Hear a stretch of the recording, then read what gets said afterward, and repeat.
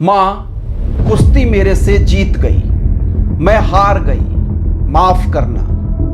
आपका सपना और मेरी हिम्मत सब टूट चुकी, इससे ज्यादा ताकत नहीं रही अब। अलविदा कुश्ती 2001 से 2024 तक। आप सबकी हमेशा ऋणी रहूंगी माफी। जिसकी आशंका थी आखिर वही हुआ। पेरिस ओलंपिक में फाइनल से बाहर होने के बाद विनेश फोगाट ने देश के नाम संदेश लिखा और उस भावुक लाइनों में उन्होंने न सिर्फ अपनी मां से माफी मांगी बल्कि पूरे देश से माफी मांगी। और वो कह रही हैं कि वो टूट गई हैं। आखिर किस चीज से टूट गई हैं? वो हार गई हैं। किस चीज से हार गई हैं?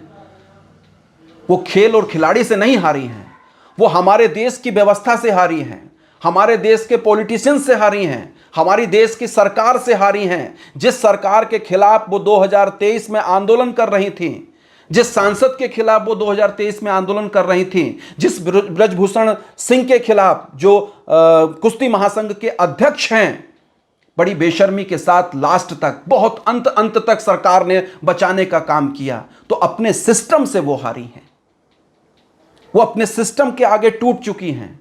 और एक खिलाड़ी का टूटना, एक खिलाड़ी का हारना, वो कोई अच्छे संकेत नहीं है। और आज एक खिलाड़ी जो दुनिया में अपनी पहचान, दुनिया में देश की पहचान को स्थापित कर चुका है, वो आज खून के आंसू रो रहा है। वे ना सिर्फ गोल्ड मेडल से वंचित रही हैं बल्कि अब उनको सिल्वर मेडल भी नहीं मिल रहा है। पूरा देश निराश है, हताश है, लेकिन विनेश फोगाट के साथ खड़ा है। और विनेश फोगाट को इस स्थिति में पाकर कहीं ना कहीं हर हिंदुस्तानी अपने आप को गौरवान्वित महसूस कर रहा है।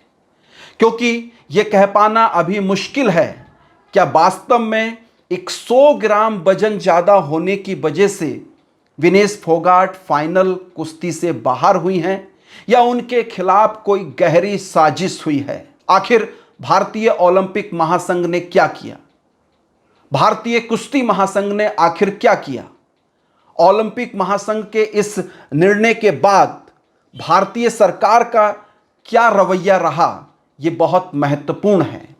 आप जानते हैं, विनेश फोगाट सेमीफाइनल में पहुंची थी पेरिस के ओलंपिक में और उन्होंने बहुत शानदार तरीके से सेमीफाइनल पे फतेह बनाई थी। फाइनल में वो पहुंच चुकी थी और फाइनल मुकाबला भी उनके पक्ष में होना लगभग तय माना जा रहा था। लेकिन इस बीच एक ही दिन के भीतर 100 ग्राम वजन बढ़ गया। कैसे? कहां चूक हुई? क्या मेडिकल टीम के द्वारा चूक हुई? खान पान में उनके लापरवाही बरती गई? आखिर क्यों, कैसे एक दिन के अंदर 100 ग्राम वजन बढ़ गया? इसका जवाब पूरा देश जानना चाहता है।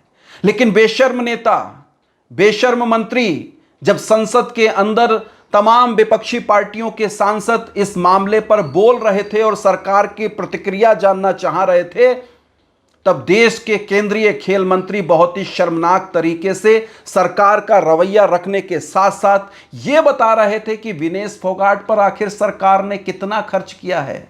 जहां तक उनकी तैयारी हेतु सहायता का प्रश्न है, भारत सरकार ने विनेश फोगाट की उनकी आवश्यकता के अनुसार हर संभव सहायता प्रदान की है। उनके लिए पर्सनल स्टाफ भी नियुक्त किए गए हैं जो अपने क्षेत्र के विशेषज्ञ हैं। उनके साथ हंगरी के विख्यात कोच ओलेर अकोस और फिजियो अश्विनी पाटिल हमेशा रहते हैं।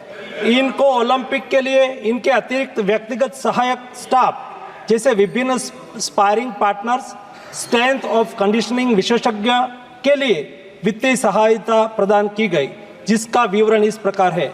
ओलेर अकोच कोच के रूप में उसके साथ थे, वैन पैट्रिक लॉम्बार्ड स्ट्रेंथ और कंडीशनिंग विशेषज्ञ, अश्विनी जीवन पाटिल फिजियोथेरापिस्ट, मयंक सिंह गरिया स्ट्रेंथ और कंडीशनिंग विशेषज्ञ, शुभम और अरविंद स्पारिंग पार्टनर। इनको पेरिस ओलंपिक चक्र के लिए कुल 70,45,775 की वित्तीय सहायता दी गई है, जिसका विवरण इस प्रकार है। स्पेन के ग्रेट पिक्स में भाग लेने के लिए वित्तीय सहायता, साथ ही 3 जुलाई से 13 जुलाई 2024 10 दिन तक मैड्रिड, स्पेन के अंतर्राष्ट्रीय प्रशिक्षण शिविर के लिए अतिरिक्त वित्तीय सहायता, इसके अलावा फ्रांस के बुलोन-sur-mer में पूर्व ओलंपिक प्रशिक्षण शिविर के लिए अतिरिक्त सहायता की है।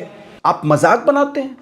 ऐसा नाजुक पल है जब एक खिलाड़ी फाइनल के पायदान पर और गोल्ड मेडल लेने के बिल्कुल अंतिम पायदान पे खड़ा है और वो चूक जाता है, तो आप उसकी ऐसी मजाक बनाते हैं कि सरकार ने कब कहां कितना अनुदान दिया, कितना स्कॉलरशिप दिया, कितना परोपकार दिया।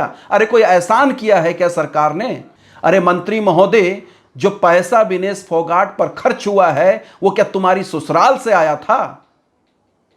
क्या भारतीय जनता पार्टी का वो पैसा है या किसी पर्टिकुलर नेता का वो पैसा है? वो हिंदुस्तान का पैसा है, हिंदुस्तान की सरकार का पैसा है। और वो पैसा अगर एक खिलाड़ी पे खर्च नहीं होगा तो किस पे खर्च होगा? बड़ी बेशर्मी के साथ नरेंद्र मोदी सरकार के खेल मंत्री संसद में बयान दे रहे थे। चौतरफा निंदा से वो घिरे। संसद के अंदर तमाम विपक्षी पार्टियों के नेताओं के साथ साथ बिजनौर नगीना के सांसद चंद्रशेखर रावण ने भी बहुत तल्खीपूर्ण तरीके से सरकार के इस रवैये का विरोध किया। जब उसको डिस्क्वालीफाई किया गया, विनेश या नहीं, लेकिन ऐसा लगा जैसे हमें चाकू घुसेड़ दिया गया। मेरे आज भी याद है उस प्रोटेस्ट में मैंने रातें काटी हैं और 4-4 गोली खाई मैंने। ये देश की अस्मिता से जुड़ा मामला था, पर हमारी मांग ये थी कि सरकार स्टैंड क्लियर कर दे, तब भी सुनवाई नहीं की गई। जब मंत्री बोलने आए तो हमने उनसे कहा कि हमें कुछ इंफॉर्मेशन चाहिए, उस पर बात नहीं हुई। सवाल ये है सर, एक गोल्ड हमारे लिए आ रहा था और जब ये गोल्ड आता देश गौरवान्वित होता। और क्या व्यवस्था थी सर कि उसका वेट बढ़ गया, पता ही नहीं लगा सिस्टम के लोगों को। क्या बेवकूफी की गई है, ये सोचने का विषय है सर। ये बहुत महत्वपूर्ण देश की बेटी का मामला है। ये हरियाणा की बेटी नहीं है सर, वो एक जात की बेटी नहीं है, वो हमारी बहन है, देश की बेटी है। और आपने क्या किया हरियाणा के साथ? आपने हरियाणा का बजट कम किया, जबकि सबसे ज्यादा मेडल हरियाणा लेके आता है। ये गलत है सर, ये धोखा है। विनेश फोगाट देश के लिए खेलती रही है, देश के लिए खेल रही थी पेरिस ओलंपिक में, और उसके खिलाफ इतनी बड़ी साजिश हो जाती है और सरकार चू नहीं करती है, सरकार अपना पक्ष तक नहीं रख पाती है। आखिर हो क्या रहा है ये सब? इतने बड़े मैटर पर जब सरकार को सहानुभूति जतानी चाहिए थी, सांत्वना व्यक्त करनी चाहिए थी विनेश फोगाट के साथ, तब बेशर्मी के साथ खेल मंत्री ये गिना रहे होते हैं कि कहां कितना पैसा खर्च किया गया विनेश फोगाट पर। कोई एहसान थोड़ी ना किया है। देश पर जब मर मिटने वाले लोग होते हैं, चाहे वो खिलाड़ी हैं, चाहे वो सीमा पर खड़े हुए फौजी हैं, तमाम तरीके से अपनी जो सेवाएं देश के लिए दे रहे हैं, उन पर जो पैसा खर्च हो रहा है वो नेताजी आपकी जेब से खर्च नहीं हो रहा है, मोदी सरकार के किसी मंत्री की जेब से खर्च नहीं हो रहा है। वो जनता का पैसा है, सरकार का पैसा है, और वो वाजिब पैसा, इससे भी ज़्यादा खर्च होना चाहिए था। शायद सही देखरेख हुई होती, सही मायने में ठीक पैसा खर्च हुआ होता तो विनेश फोगाट के साथ इतनी बड़ी साजिश नहीं होती और इतना बड़ा नुकसान नहीं होता। इसके राजनीतिक पहलू भी हो सकते हैं, क्योंकि 2023 के जनवरी में यही विनेश फोगाट भारतीय जनता पार्टी के तत्कालीन सांसद और कुश्ती महासंघ के अध्यक्ष ब्रजभूषण सिंह के खिलाफ दिल्ली की सड़कों पर यौन हिंसा के उत्पीड़न के मामलों को लेकर लड़ रही थी, संघर्ष कर रही थी। कड़ाके की ठंड में टेंट लगाकर वो बैठी हुई थी, धरना प्रदर्शन कर रही थी। लाठीचार्ज आपकी सरकार ने किया, मोदी सरकार ने किया पिछली। इन खिलाड़ियों को घसीटा गया दिल्ली की सड़कों पर, जलील किया गया, बेइज्जत किया गया, तमाम तरीके के लांछन लगाए गए, आरोप लगाए गए, न्याय नहीं मिला उनको। और आज वही विनेश फोगाट जब पूरे देश का नेतृत्व करती है, सेमीफाइनल तक पहुंच जाती है, सिल्वर मेडल उसको मिल जाना चाहिए था और गोल्ड मेडल की वो पक्की हकदार बन जाती है, तब किस लापरवाही के चलते, किन चीज़ों के चलते उसको ब्रेक लग जाता है। इसी साल अप्रैल में विनेश फोगाट ने ट्वीट करके ये आशंका व्यक्त की थी कि पेरिस ओलंपिक में उनको रोकने के लिए उनके खिलाफ साजिश हो सकती है, और उन्होंने लिखा था कि ब्रजभूषण और उनके डमी संजय सिंह पुत्र हैं ब्रजभूषण सिंह के, जो पहले कुश्ती महासंघ के अध्यक्ष थे, भारतीय जनता पार्टी के तत्कालीन सांसद थे, उन्हीं के पुत्र हैं संजय सिंह। वे लिखती हैं कि ब्रजभूषण और उनके डमी संजय सिंह मुझे ओलंपिक से बाहर रखने की हर संभव कोशिश कर रहे हैं।